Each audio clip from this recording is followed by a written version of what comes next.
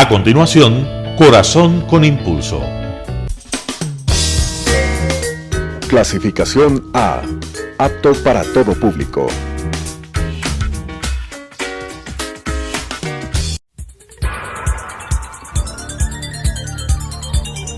Las opiniones vertidas en este espacio por la producción y dirección del programa son de exclusiva responsabilidad de sus autores y de quienes intervienen en ellos. Telesucesos Canal 29 UHF presenta Corazón con Impulso, lo mejor en prevención y tratamiento de enfermedades cardíacas, con la conducción del Grupo Impulso. Corazón con Impulso. Hola, muy buenos días. Bienvenidos a esta nueva edición de Corazón con Impulso. Hoy tenemos un tema súper interesante, es acerca de arritmias. La arritmia más frecuente es fibrilación auricular. Tenemos un especialista de lujo, es el doctor Diego Egas. Él es especialista en electrofisiología y nos va a hablar acerca de esta arritmia que es súper frecuente. Nos va a hablar acerca de cómo debemos tratarla, cómo se diagnostica y qué avances tenemos hoy por hoy en nuestro medio. Bienvenido, Diego. Muchísimas gracias, Juan Carlos, y pues bienvenido el tema, porque realmente nosotros queremos hablar de esto, porque como tú bien dijiste, es la arritmia más frecuente del mundo y a veces no la consideramos o no la encontramos, no la diagnosticamos, pero simplemente porque no se la busca. Muy bien, Diego. ¿Qué es lo que nosotros podemos hacer para encontrar el tratamiento? Primero el diagnóstico, ¿cómo se diagnostica? ¿Qué tan frecuente es? ¿Es más prevalente tal vez con la edad? ¿Cómo nosotros podemos hacer el abordaje de esta enfermedad? Seguramente. Vamos a ver un poco de imágenes, pero aquí básicamente a mí me gustaría empezar hablando de la fibrilación auricular como un cáncer eléctrico. ¿Por qué he puesto este nombre? A nosotros, los especialistas en arritmia, nos gusta detallar esto. Básicamente porque no que mate, no es una arritmia mortal, eso es importante saber, pero sí es una arritmia que si se detecta a tiempo, se trata a tiempo, pues se la logra controlar totalmente. ¿Por qué el cáncer? Si un cáncer se detecta bien al inicio, pues se retira el cáncer y el paciente está curado. Una fibrilación auricular, si se la detecta bien al inicio, se la trata a tiempo, pues prácticamente está resuelta. Pero vamos a empezar diciendo qué es la fibrilación auricular. A veces vamos donde el médico y el médico nos habla muchas cosas que no se entienden. Vamos a empezar diciendo que este es el corazoncito y el latido normal, fíjense, es todo organizado. Empieza desde aquí arriba a la derecha y se baja hacia la parte del ventrículo. Esto es un corazón organizado, se llama ritmo sinusal o ritmo normal. Empieza con una especie de marcapasos o reloj que todos tenemos arriba y a la derecha del corazón. ¿Qué es en cambio la fibrilación auricular? Pues la fibrilación auricular es el desorden de todo esto, que a veces se gatilla por latidos extra que aparecen en las venas pulmonares. El paciente lo percibe como un desorden. Fíjense aquí en el corazón de Lisa, todo empieza a temblar en la parte de la aurícula, todo empieza en desorden, ya no está todo organizado, sino más bien que empieza una tembladera eléctrica en la parte de arriba del corazón, en la parte de la aurícula, como ustedes ven aquí. Y ese desorden eléctrico puede llevar a muchas cosas, como vamos a hablar en algún momento. El hecho de estar temblando una aurícula ahí arriba, pues puede generar cosas más graves como coágulos. Se dice que por lo menos 1 de cada 3 personas va a tener fibrilación auricular en su vida y esta es una real pandemia. Fíjense que en números hasta 33 millones de personas se estima que actualmente viven con fibrilación auricular en el mundo entero y se estima que para el año 2050 se tendrán 60 millones de personas, lo cual es realmente alarmante. Si ponemos eso comparado con los números de coronavirus, pues nos quedamos boca abierta de todo el alcance que tiene. Y aquí vamos justamente a lo que tú decías, cómo se diagnostica. El patrón de oro es realmente un electrocardiograma. Siempre se puede sospechar si es que yo le palpo el pulso irregular o si es que veo algún trazado en mi smartwatch o cosas por el estilo que ya vamos a mencionar. Se puede sospechar, pero solo si yo hago un trazado de 12 derivaciones de un electrocardiograma, como es esto de aquí, solo allí yo voy a poder ver un trazado de fibrilación auricular. Fíjense Básicamente se tiene un desorden, una tembladera y una irregularidad total. Los latidos vienen desorganizados del uno al otro. Y eso es lo que ve en el electrocardiograma el médico y dice finalmente tiene fibrilación auricular.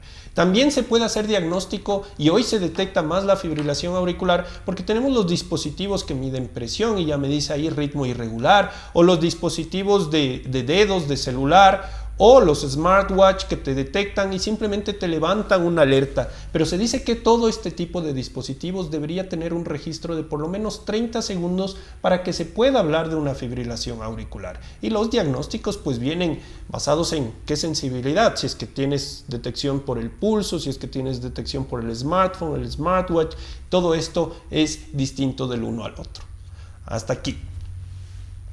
Súper interesante esto que nos estás comentando, Diego. Y ahora quería preguntarte, ¿cuál es la trascendencia de tener esta fibrilación auricular? ¿Qué problemas podemos tener? ¿Qué consecuencias a futuro? ¿Por qué es tan importante que nosotros diagnostiquemos esta enfermedad? Porque ¿cuál es lo más grave que nos puede pasar si tenemos esto?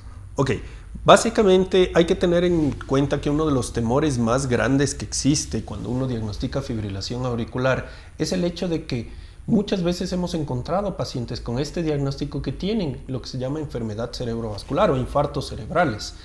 Y sí, efectivamente la fibrilación auricular, la sola detección, te aumenta hasta 6 veces la probabilidad de que tengas una enfermedad cerebrovascular. Esto es preocupante, sí, 6 veces que la población normal. Son números tremendamente alarmantes. Quiere decir, yo les dije, no es una enfermedad mortal, pero es una enfermedad discapacitante si no la sabemos prevenir o tratar o no sabemos dar los fármacos necesarios a tiempo.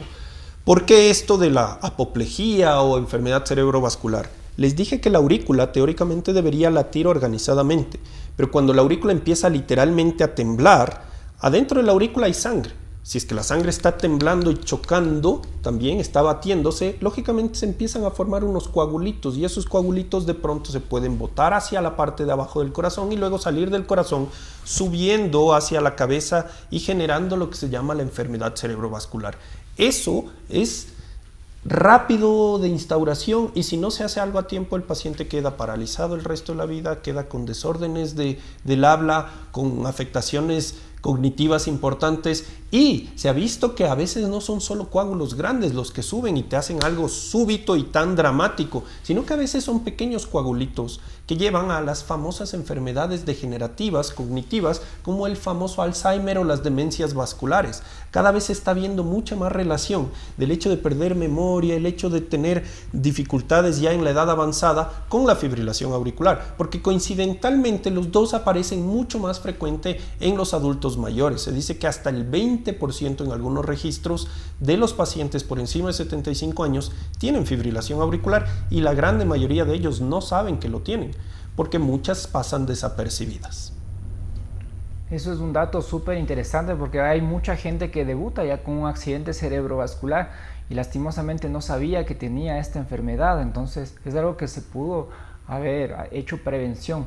¿Qué nos puedes hablar acerca del tratamiento? Nosotros nos enfocamos únicamente en disminuir la probabilidad de formar coágulos o nosotros nos enfocamos tal vez en controlar la fibrilación auricular o tal vez existe alguna forma de curar la fibrilación auricular y que la gente ya no obtenga esta arritmia si es que fue diagnosticada alguna vez. Nosotros tal vez le podemos dar alguna medicación y esta arritmia se puede revertir. Así es, vamos a ver un poco de imágenes para poder enfocarnos a eso. Y aquí voy a empezar desde el final. Antes de hablar del porqué de la fibrilación auricular y demás, voy a empezar diciendo esto de aquí, que es como una mesita. El tratamiento de la fibrilación auricular se basa primerito, lo que ustedes ven aquí, esta primera pata de la mesa es la anticoagulación. Luego, tenemos que controlar los factores de riesgo. La anticoagulación viene cuando yo veo ya la primera detección de la fibrilación auricular, tengo que calcular si es que ese paciente tiene riesgo de generar o no trombos. No todos los que tienen fibrilación auricular tienen riesgo alto. Sí los diabéticos, sí los hipertensos, sí los que tienen falla cardíaca asociada, sí aquellos que ya han tenido eventos previos, sí los mayores de 65 o mucho más, con más razón los de 75 años, el sexo femenino. Todo eso me da un riesgo objetivo. Si yo detecto fibrilación auricular y tiene cualquiera de estos que acabo de mencionar, necesariamente tengo que empezar con una pastillita. Les decía, si el problema es que se formó un coágulo, lo que tenemos que hacer en parte del tratamiento es romper el coágulo, y eso se hace con anticoagulación. Es la primera pata del tratamiento de la fibrilación auricular. La segunda, les decía, los factores de riesgo: ronquido nocturno, sobrepeso, sedentarismo, hipertensión, todos estos, la edad, todos estos son factores de riesgo. Si mi papá tuvo fibrilación auricular, yo posiblemente la voy a tener. Hay una carga genética. Si soy hipertenso, el corazón tiene que trabajar con más fuerza, con más presión encima, por ende empieza a dilatar sus cavidades, y ya vamos a ver del por qué se produce la fibrilación auricular. Pues todo este trabajo extra en el sobrepeso, en la obesidad, en la hipertensión, en el ronquido nocturno, el corazón lo capta y se dilata, y al dilatarse genera fibrilación auricular. Ahora vamos a entender un poquito más del por qué. Pero todo esto tengo que controlar yo como parte del tratamiento. Si la obesidad me lleva a hipertensión y la hipertensión me lleva a fibrilación auricular, pues controlo hipertensión, controlo obesidad. Eso es parte del tratamiento, la segunda patita. La tercera patita va a ser el control de frecuencia. Si vienen los episodios de fibrilación auricular, yo puedo tener frecuencias que llegan a 180, 200 latidos, depende del paciente. Pero el paciente lo va a sentir menos si es que el episodio viene y tiene frecuencia de 80 o de 60. Seguramente eso le va a disminuir los síntomas. Eso se hace con medicamentos como los beta bloqueadores, como los calcio antagonistas, le bajan la frecuencia a los episodios. Tercera patita de la mesa. Y por último, el tratamiento: controlar ritmo. Controlar ritmo vamos a hablar mucho hoy, pero hay dos grandes formas de hacerlo. Con remedios, las famosas amiodarona, famosas sotalol, el famoso propafenona. Son fármacos específicos que evitan que venga la arritmia. Controlar ritmo es eso, mantener en el ritmo normal, que ni siquiera aparezca. La una forma es con fármacos, y la otra, tal vez la más eficaz, es controlar ritmo con un procedimiento de entrar al corazoncito, buscar el sitio de la arritmia y eliminarlo. Vamos a entender mucho más este procedimiento que les acabo de describir, que se llama ablación, ahora que les voy a hablar en general de todo. Bueno, pues, ¿por qué se tiene que tratar la fibrilación auricular? Fíjense aquí, hay tres principios: mejorar los síntomas del paciente, mejorar el problema que me puede llevar a que se genere a futuro, que se cree a futuro una insuficiencia cardíaca. Sí, la fibrilación auricular no tratada no solo me produce enfermedad cerebrovascular, también insuficiencia cardíaca. Y prevención, lo que habíamos dicho de la enfermedad cerebrovascular. Fíjense, esto de aquí es una historia de la fibrilación auricular. Ahora la vamos a entender, pero quiero primero decirles por qué se produce. Bueno, el doctor Aizaguer en el año 96 ya descubrió y publicó que las causas de la fibrilación auricular vienen de ciertos puntos de las venas pulmonares. Esta es una aurícula y estos son los tubitos que llegan del pulmón, las venas pulmonares. De vez en cuando hacen latidos extra que desordenan. Me explico mejor así. Háganse la idea de que todos estamos en la fila para entrar al banco y esta persona de aquí de pronto se volvió loco y les empujó al resto. Entonces esta señorita que se volvió loca y le empujó al resto hizo que todos se desordenen, todos se caigan. Si alguien viene y empuja a quien está en la fila, se caen todos. Perfecto, ese es el mismo principio de la fibrilación auricular. Quien viene a empujar al resto de la aurícula es algún desordenado que vino de la vena pulmonar. Pero si yo en cambio le pongo esto, una baranda, ya no viene nadie de fuera a empujar. Por ende, nadie se empuja, nadie se desordena y está totalmente controlado el desorden, en este caso de la fila. Yo hago lo mismo en la ablación. Puedo poner un murito alrededor para que no venga nadie a empujar a la aurícula y por tanto no se desordene. Eso es la ablación y ya vamos a ver. ¿Y por qué es importante hacerlo a tiempo? Fíjense este grafiquito, hay muchos detalles, pero quiero que lo entendamos bien. Fíjense, esta en amarillo es la fibrilación auricular. Cuando está azul es fibrilación auricular, cuando está en amarillo es el ritmo normal, o sea, el sinusal, el organizado. Cuando aparece por primera vez la fibrilación auricular, aparece en un cortito periodo, unos segundos, y aparece hoy y luego vuelve a aparecer en 6 meses, ¿sí? Pero conforme avanza la enfermedad, todo esto va apareciendo cada vez más frecuentemente y cada vez más duradero el azul, la fibrilación auricular, empieza a ser cada vez más presente en el corazón hasta que por último reemplaza el ritmo normal y se queda solo la arritmia. Por eso hay tipos de fibrilación auricular. Las iniciales se llaman de primer diagnóstico. Luego cuando vienen y se van por sí solas se llaman paroxísticas. Y luego cuando comienzan a avanzar ya se llaman persistentes, que demora mucho tiempo en pasar, o permanentes cuando se tomó el corazón.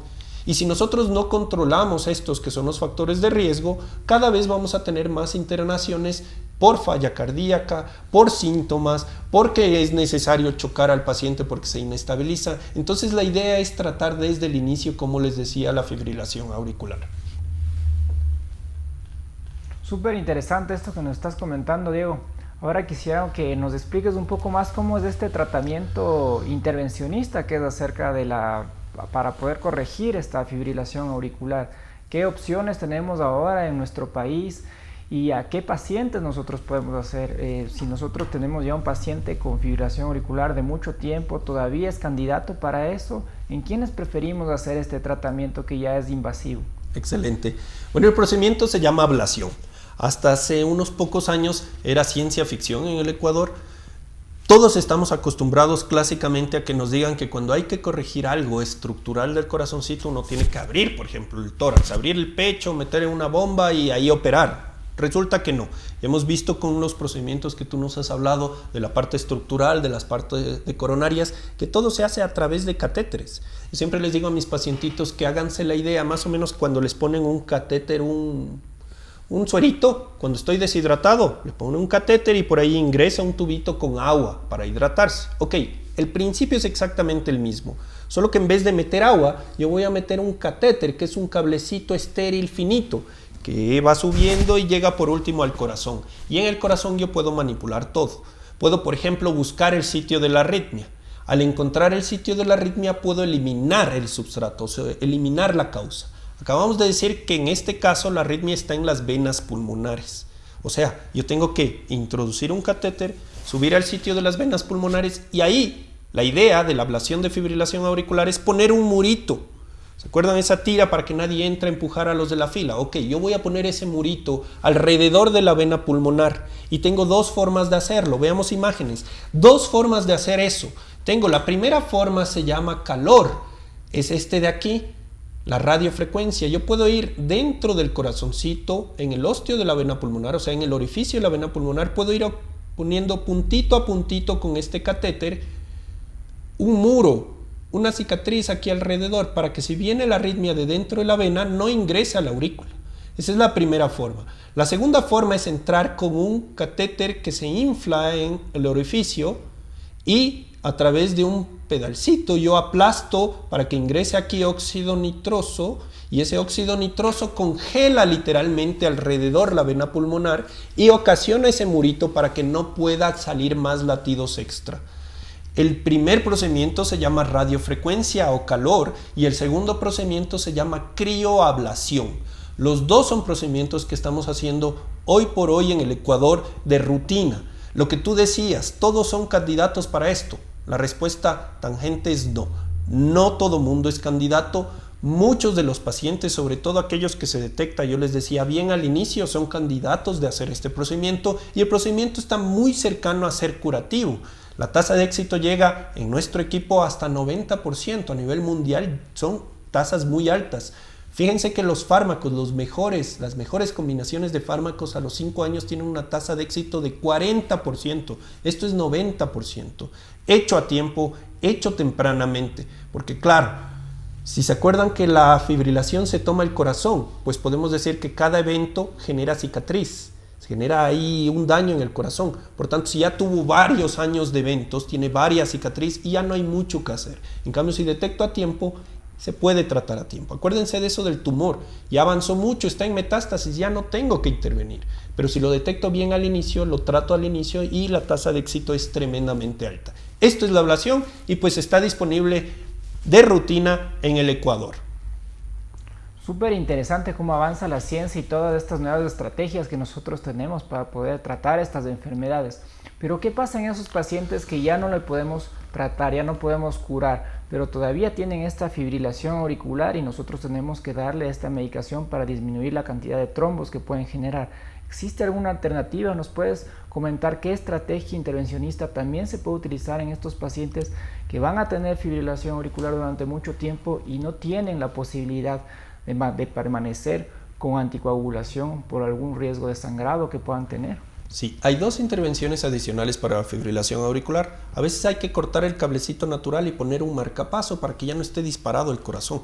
Eso se llama ablación del nódulo con implante de marcapaso fisiológico. Se ponen las vías normales del GIS y pues funciona normal el corazón. El paciente se cura literalmente de síntomas.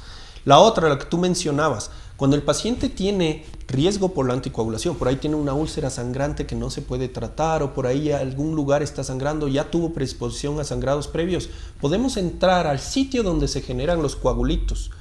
Esa se llama orejuela auricular, es una especie de bolsa que tiene la aurícula y se le puede tapar a esa bolsa. El tapar esa bolsa se llama cierre de orejuela auricular. Eso se hace como un procedimiento intervencionista y sirve efectivamente para que ya no esté el sitio más común de formación. Se dice que hasta el 90% de los coágulos se forman allí, en la orejuela auricular. Por tanto, si yo le tapo esa orejuela, ya no hay de dónde se están formando y la probabilidad, siempre en medicina trabajamos con probabilidades, la probabilidad de tener coágulos y salidas de esos coagulitos que se llaman émbolos a la cabeza es mucho menor. Por ende, sí se considera en algunos pacientes, no es para todo mundo, no es que digo, yo no quiero anticoagularme, póngame nomás. No, por el momento está restricto a aquellos pacientes más difíciles que no han tolerado la anticoagulación o que tienen contraindicación de la misma. Se llama cierre de orejuela auricular. También presente en el Ecuador y también se ha hecho ya varios procedimientos y es un día a día de hoy. Muchísimas gracias, Diego, por toda la información que nos has brindado hoy. Súper didáctico, un tema demasiado interesante, muy frecuente, esto de la fibrilación auricular. Por favor, tus palabras de cierre. Muchas gracias. Vamos a prevenir este cáncer eléctrico, vamos a hacer ejercicio, vamos a tener alimentación saludable, vamos a cuidar hipertensión y con eso esperamos no ver fibrilaciones auriculares. Pero si la tenemos o tenemos palpitaciones, busquemos ayuda médica con el profesional. Muchísimas gracias.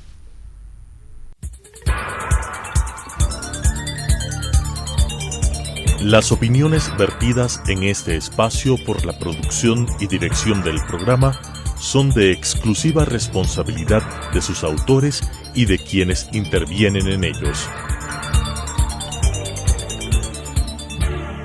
Telesucesos Canal 29 UHF presentó Corazón con Impulso, lo mejor en prevención y tratamiento de enfermedades cardíacas, con la conducción del Grupo Impulso. Corazón con Impulso.